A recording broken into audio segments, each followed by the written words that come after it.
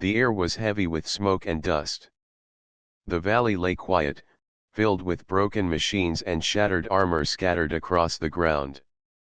The fighting had ended only a short while ago, but for Elias, a young human soldier, it felt like the world had been silent for hours.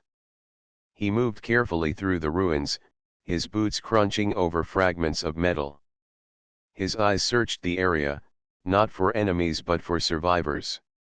Elias had always been different from the other soldiers in his unit. Where others spoke of victory and strength, he carried a quiet patience. He believed that sometimes the smallest act of kindness could be stronger than any weapon. His leaders often told him that a soldier must be hard like stone, but Elias never felt that way. To him, war was not about breaking others, it was about finding ways to endure without losing himself. As he passed the remains of a transport vehicle, something caught his attention.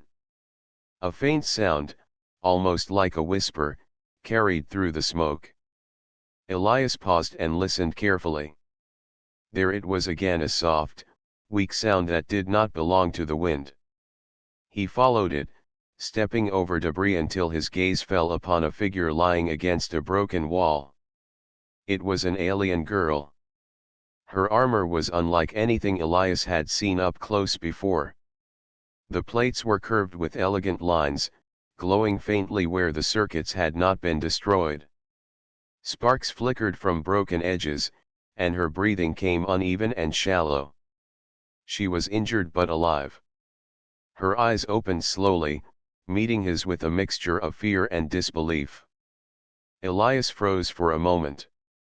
Every part of his training told him that she was the enemy. She came from a race that had fought humanity for years. But as he looked at her fragile state, the way she struggled to move, he did not see an enemy. He saw someone who was hurt and in need of help.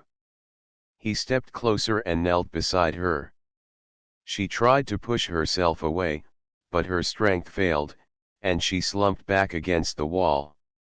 Her voice was quiet, almost broken. "Why, are you here?" she whispered. "I heard someone," Elias replied softly. "You need help." Her expression shifted, caught between distrust and surprise. No human had ever spoken to her people this way, not in the middle of a battlefield. Elias reached into his small repair kit and pulled out a set of tools he normally used to fix his own armor. He studied the broken edges of hers.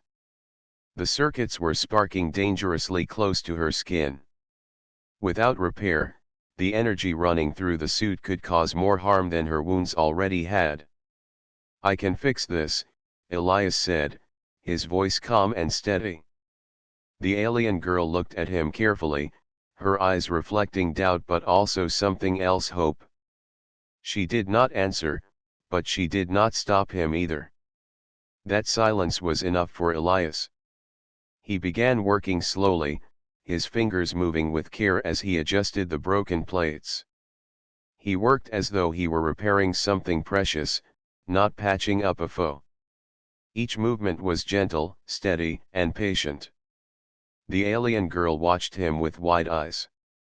After a long moment, she whispered, her voice trembling, "You are too gentle, for a soldier." Elias paused, her words sinking deep into him. He gave her a faint smile, though his heart felt heavy. "Maybe," he said quietly. "But I do not want to be something else."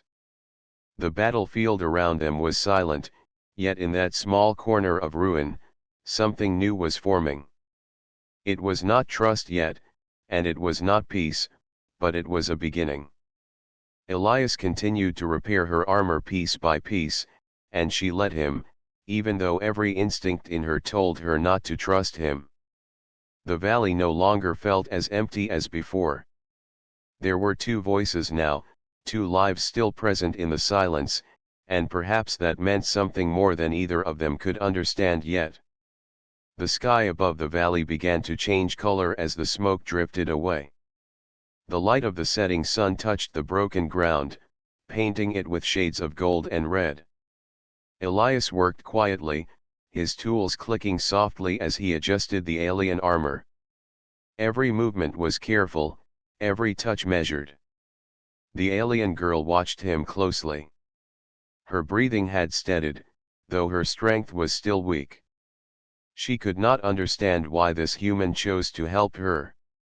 In her world, soldiers were trained to fight without hesitation.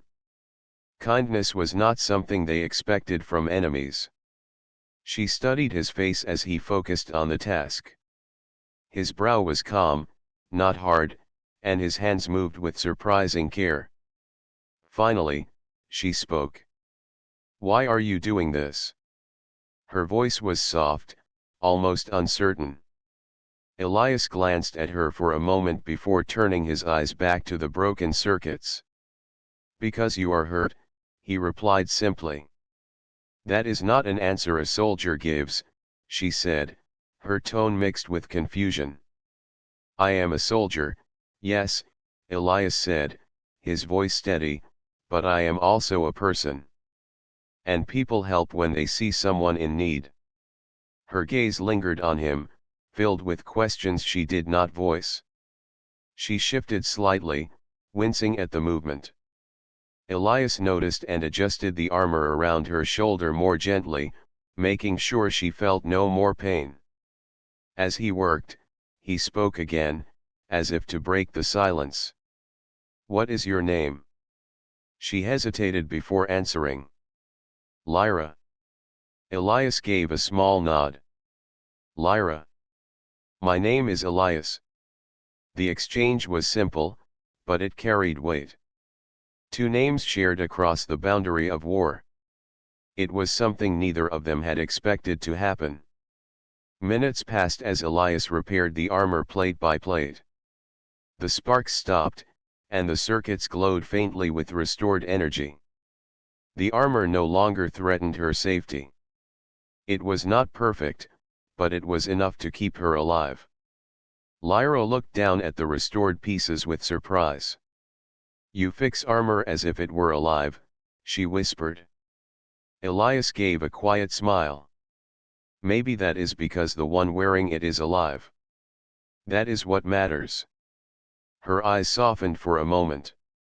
She thought of the soldiers in her own army. They were strict, proud, and often harsh. If one of them found her in this state, they would not have repaired her armor with such patience. They would have carried her back quickly, without a word, treating her more like duty than life. Yet here was a human, an enemy, showing a gentleness that unsettled her heart. As the sun lowered, the valley grew darker. Elias looked at the horizon and then back at Lyra. "It will be night soon.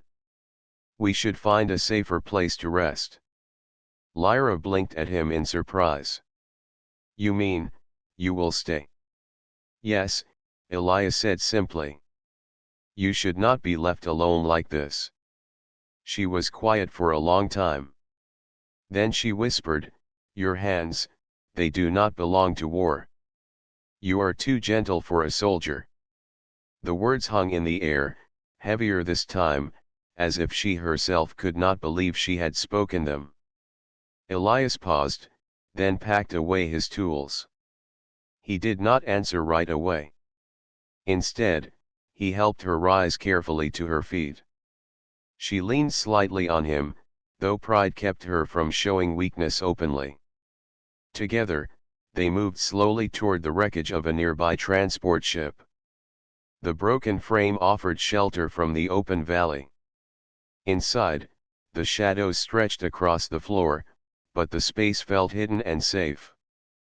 Elias guided her to sit against a stable wall. For the first time since they had met, Lyra felt a strange sense of calm. She looked at Elias, who sat a short distance away, his eyes watching the entrance for danger. He did not seem like the enemy she had been taught to fear. "Elias," she said softly, testing the sound of his name. "Why are humans so different from what we were told?" He looked at her, his eyes calm and honest. Maybe because we are still learning what we really are, he said. And maybe your people are too.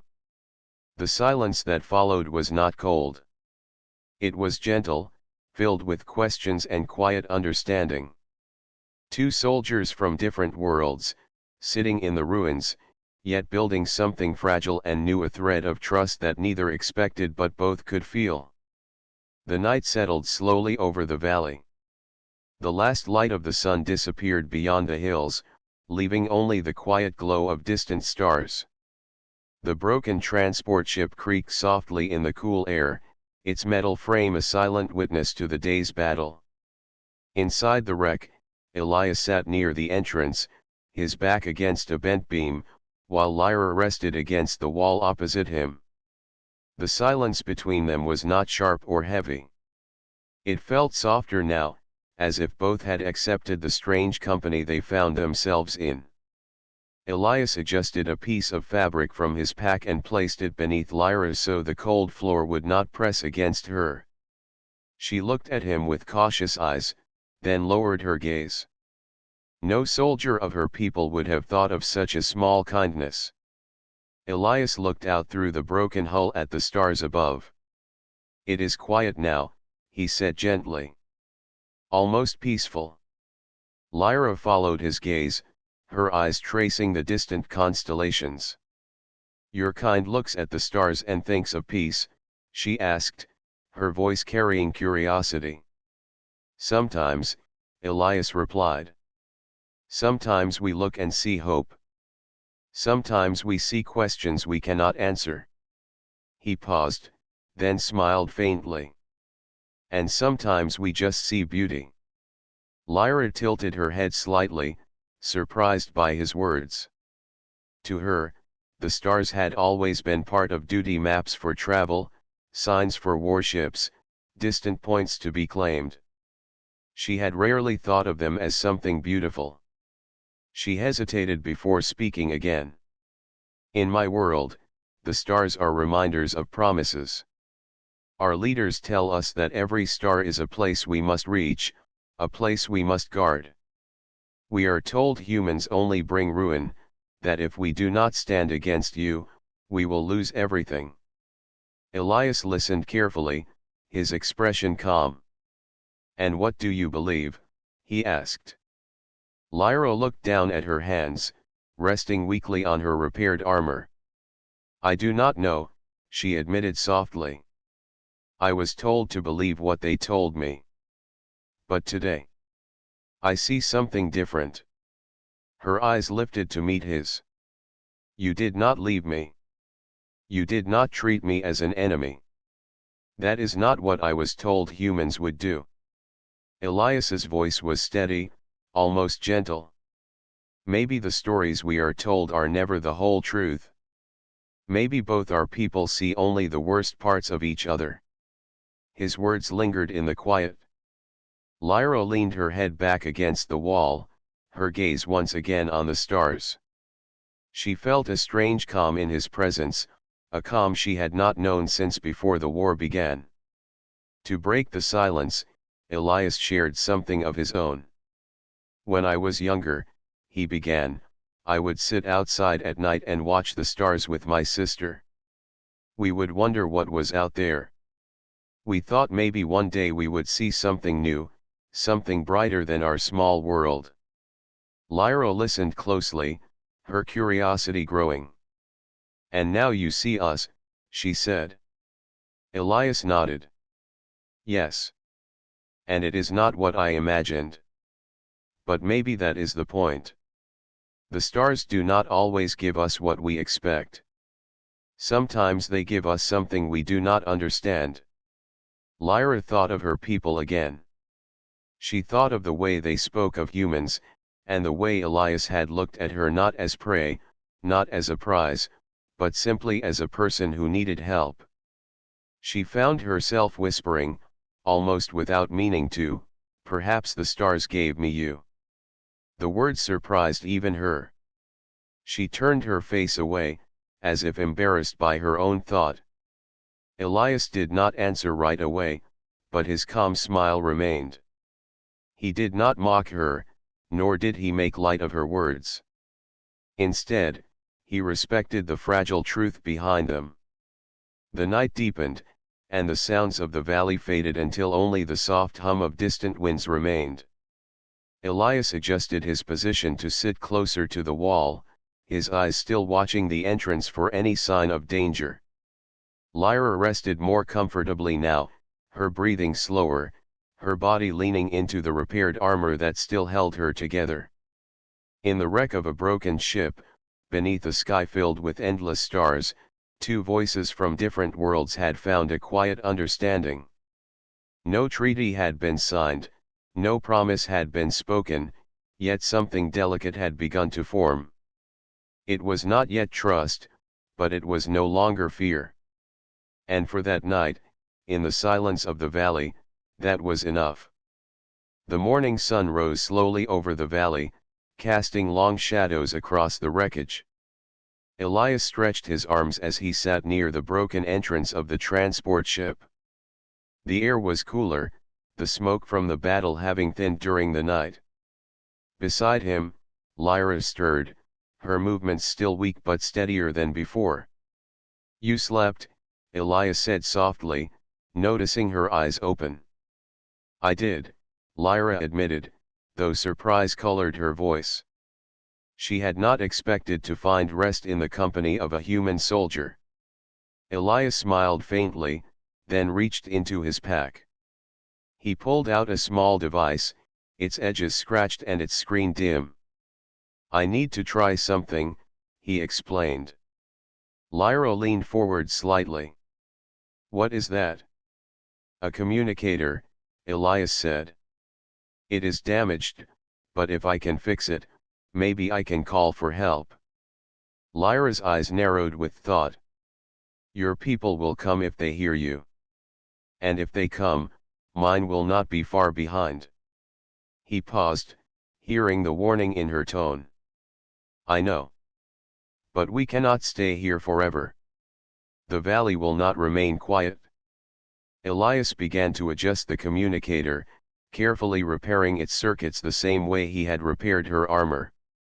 Lyra watched silently, her gaze thoughtful. She saw once again how gentle his hands were, how patient he was even with broken tools. For a while, there was only the sound of clicking metal and soft sparks as Elias worked. Then, with a sudden pulse of light, the communicator flickered alive.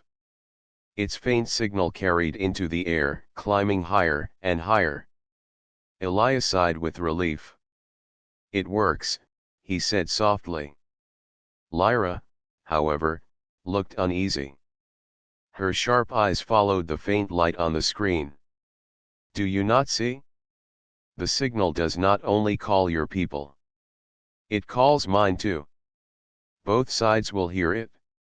Elias froze at her words. He had been so focused on fixing the device that he had not considered the wider danger. Now, realization struck him. He looked at Lyra, her expression calm but firm. "They will come," she whispered. "Humans and my kind both. And when they do, they will not care about what happened here. They will see us as enemies again." Elias's hand tightened around the communicator. For a moment, silence filled the wreck, broken only by the faint hum of the device. He felt a weight in his chest.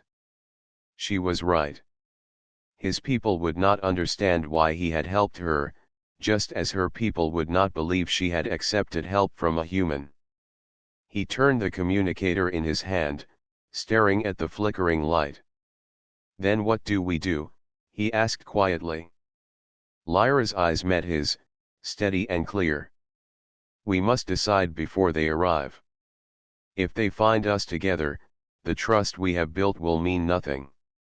Her words carried truth, and Elias felt it deeply. For the first time since the battle ended, he realized how fragile their connection was. It was like a flame in the wind, one strong breath from either army could extinguish it. He placed the communicator gently on the ground, letting the signal continue but no longer holding it. His voice was calm but filled with resolve. I will not leave you. Whatever comes, I will stand by you. Lyra studied him carefully. Her heart told her he was sincere, but her mind warned her of the danger. You do not understand what you are saying, she replied. If your people see me, they will treat me as an enemy. If my people see you, they will treat you the same. To both sides, this will not be kindness. It will be betrayal. Elias looked at her, his eyes steady. Maybe betrayal to war. But not to what is right. The wreck grew quiet again, but the silence was heavy this time. Outside, the valley lay calm, yet both of them knew that calm would not last. Somewhere far away, soldiers were already moving, drawn by the broken transmission. Lyra lowered her gaze, her voice softer now. You are too gentle for a soldier. But maybe that is why I believe you. Elias gave her a faint smile, though worry still rested in his heart. The choice before them was not simple. They could hide, they could run, or they could face what was coming together. None of those paths would be easy. For now, they sat in the broken ship, the communicator humming quietly between them like a fragile thread tying them both to danger. The morning light touched their faces, and the stars of the previous night faded, but the memory of whispered truths beneath them remained. They had found something rare in the ruins of war. The question now was whether it could survive the world outside. The faint hum of the communicator echoed in the silence of the wrecked ship. Elias stared at the blinking light, his thoughts heavy. Somewhere beyond the hills, both human and alien forces would have seen the signal by now. Time was running short. Lyra shifted against the wall, her armor holding together but still fragile.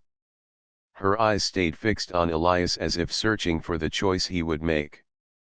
When they arrive, they will not ask questions, she said quietly. They will only see us as enemies. They will not listen to what we have shared here. Elias looked at her, his face calm but firm. Then we should not wait for them to decide for us. We need to leave this place. Lyra's expression was unreadable. Leave? Where would we go? If we run to your people, I will be taken as a prisoner. If we run to mine, you will face the same. He did not argue, but his voice carried quiet determination. There must be another way. If we can find a ship, even a small one, we can escape before either side arrives. Her eyes widened slightly. Escape into the void? To where? Elias gave a small smile, though it held no certainty. Anywhere the stars will take us. At least there, we will not be judged for helping one another. For a long time, Lyra said nothing. She thought of her duty, of the vows she had taken when she joined her people's ranks. To abandon her post, to leave without orders, was unthinkable. Yet when she looked at Elias, she saw something different, a man willing to step away from war, not for himself, but for the fragile bond they had found. Finally, she whispered, if I follow you, I will lose my place among my people. Elias's reply came softly. If I stay, I will lose myself. The words sank into her heart like a weight. She closed her eyes for a moment, then opened them again, steady with decision. There is a scout craft not far from here. It was damaged before the battle, but some systems might still work. If we can reach it, perhaps we can repair it. Elias nodded, already gathering his tools. Then we will try. The two of them left the broken transport, moving carefully across the valley. The morning light grew brighter, and with it came the distant hum of machines far away, scouts searching, armies moving closer. Both of them knew they had little time. The scout craft lay half buried in the dirt, its frame tilted and its wings bent. The outer shell was cracked, but Elias's sharp eyes saw hope in the details. "The core is still intact," he said as he examined the wreck. "If we can repair the stabilizers and patch the energy flow, it might fly." Lyra crouched beside him, her strength returning bit by bit. She ran her hand along the smooth surface of the craft. "This was built by my people," she said softly. "I never thought I would see a human touch it without anger." Elias gave her a small glance. "Maybe the craft is like us.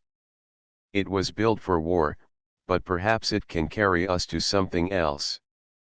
Together, they began working.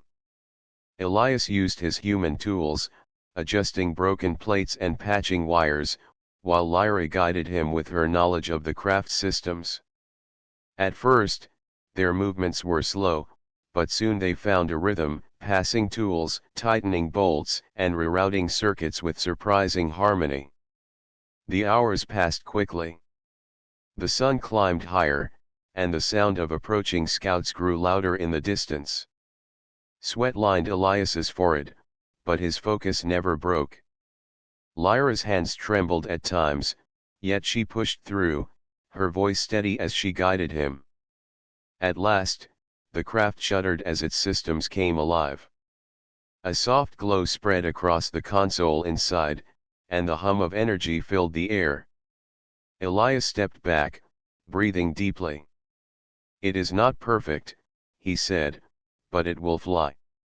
Lyra placed her hand on the craft's surface, her expression caught between fear and wonder.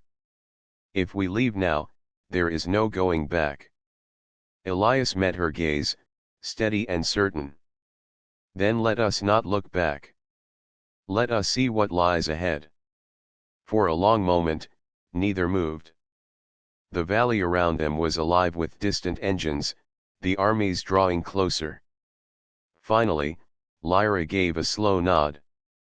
"Very well. We will go." They climbed into the small craft, side by side. The controls flickered under Lyra's touch, and Elias adjusted the stabilizers one last time. Outside, the sound of approaching forces grew louder, but within the ship, there was a fragile calm. For the first time, they were not soldier and enemy. They were two travelers standing at the edge of something new. And as the scout craft prepared to lift from the broken earth, a bridge was built, delicate, uncertain, but real, between two worlds that had always seen each other as foes. The scout craft shook as it rose from the valley floor. Dust swirled beneath its wings, carried away by the hum of its engines. Elias sat in the co-pilot seat, his hands steady on the controls he barely understood, while Lyra guided the systems with practiced ease. Outside the cracked window, the wreckage of the battlefield grew smaller until it disappeared beneath the clouds. For a moment, Elias felt relief. They had escaped the ruins where soldiers from both sides would soon arrive. But the feeling did not last long. A sharp tone rang through the console, and Lyra's eyes narrowed. "They have found us," she said quietly. Elias leaned forward. "Who?" "Both," Lyra answered.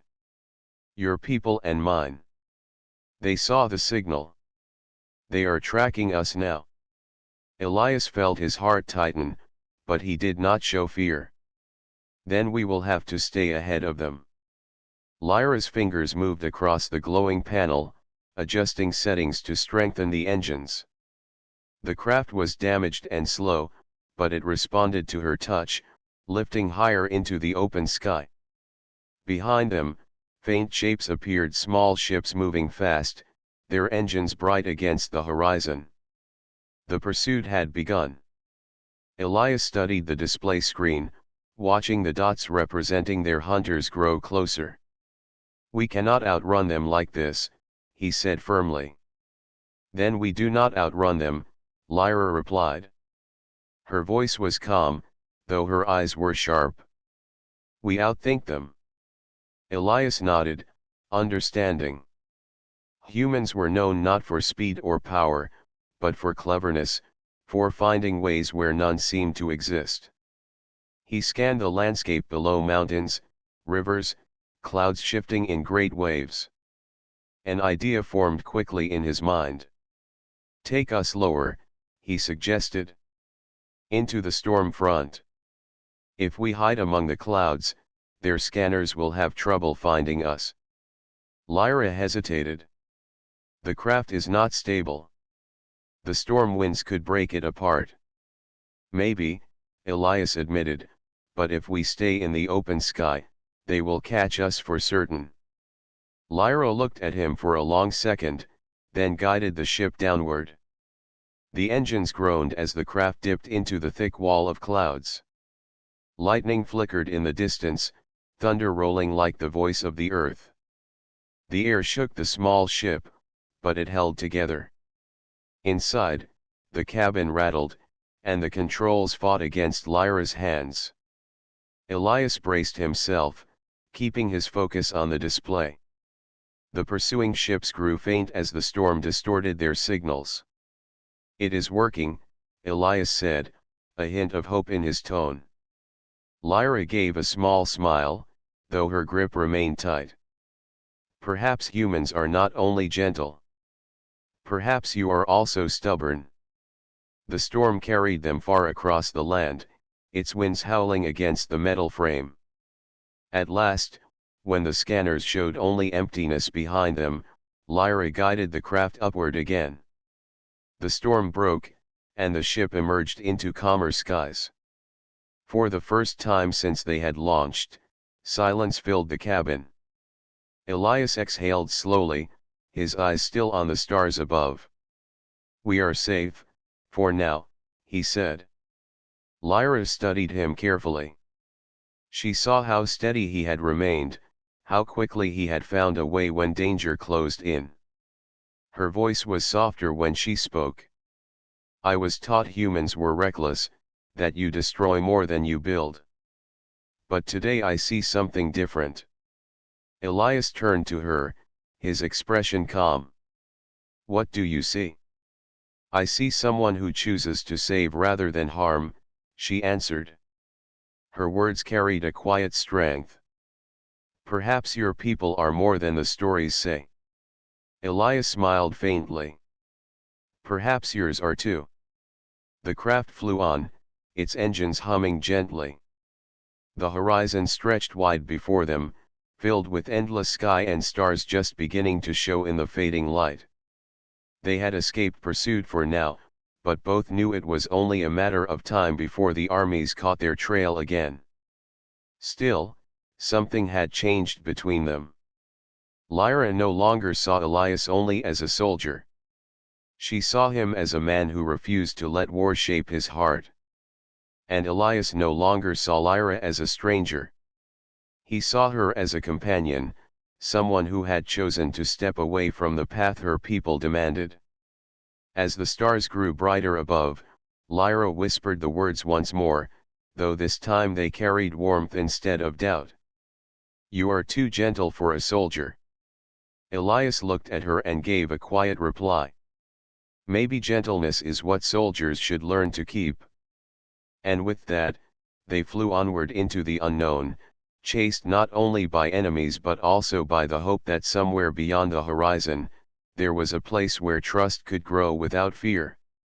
The scout craft drifted beyond the storm, its wings steady now as it glided through the calm sky. The sun dipped low behind the horizon, leaving the stars to shine brighter with every passing moment. Elias sat quietly in the co-pilot seat, his eyes tracing the constellations above. Beside him, Lyra guided the controls, her movements slower, less tense than before. For a time, neither spoke. The silence was no longer the silence of fear, but of reflection. They had escaped the battlefield, slipped past the storm, and for the first time since their meeting, the world ahead seemed open rather than closed. Elias finally broke the stillness. "How far can this craft take us?" Lyra glanced at the display. Not far, at least not without repairs. The systems are weak. But there is a border of uncharted space nearby. If we cross it, neither my people nor yours will be quick to follow. Uncharted space, Elias repeated, his voice thoughtful. That sounds like freedom. Lyra gave a small smile. Or danger. But perhaps the two are the same. Her words lingered between them, quiet yet meaningful. Elias leaned back in his seat, looking once more at the stars. I think freedom is worth the danger. Hours passed as the craft glided on, the hum of its engines steady. Lyra adjusted her armor, testing the repairs Elias had made earlier. She felt the plates hold firmly in place, and her eyes softened as she looked at him. You fixed more than my armor, she said quietly. You fixed something I did not know was broken. Elias turned his gaze to her, unsure what she meant. What do you mean? My trust, she whispered. I thought it was lost. I thought no human could ever show me kindness. But you did. Her words reached him deeply. He did not answer at once, but his eyes carried a quiet warmth. Sometimes all it takes is one person to change the story, he said. As the stars grew brighter, the ship crossed into the edge of uncharted space. The monitors flickered, showing little beyond scattered signals. There was no clear map, only endless possibilities. Lyra steadied her hands on the controls. From here, we choose our own path, she said. Elias nodded. Then let us choose it together. For a while, they worked side by side, setting a course away from both armies. The vastness of the unknown stretched out before them, a canvas waiting to be written. Yet, in that vastness, they did not feel lost. They felt unchained. The quiet inside the cabin grew peaceful. Lyra leaned back in her seat, her voice soft as she looked at Elias. When I first saw you, I thought you were just another soldier. I thought you would treat me as the stories said. But you were different. You are still different. Elias smiled faintly. And when I first saw you, I thought you were my enemy. But I see now you are more than that. You are someone who chose trust when it was easier to choose fear. Lyra's gaze lingered on him, and for the first time since they met, her eyes held no caution, only quiet certainty. She whispered once more, you are too gentle for a soldier. This time, Elias did not smile in sadness. He smiled in truth. Perhaps gentleness is not a weakness, he said. Perhaps it is the strength that will guide us forward. The stars outside burned brighter, guiding their small craft into the unknown. Behind them lay war, misunderstanding, and division. Ahead of them stretched silence, freedom, and the chance to build something new. They had no map, no allies, no promises of safety. But they had chosen to walk away from old stories and step into a new one together. As the scout craft moved across the endless night, Elias adjusted the last piece of Lyra's armor, making sure it sat firmly against her shoulder. His hands were steady, gentle, the same as when he had first found her in the valley. Lyra looked at him and, for the first time, allowed herself to smile fully. The smile carried no fear, only trust.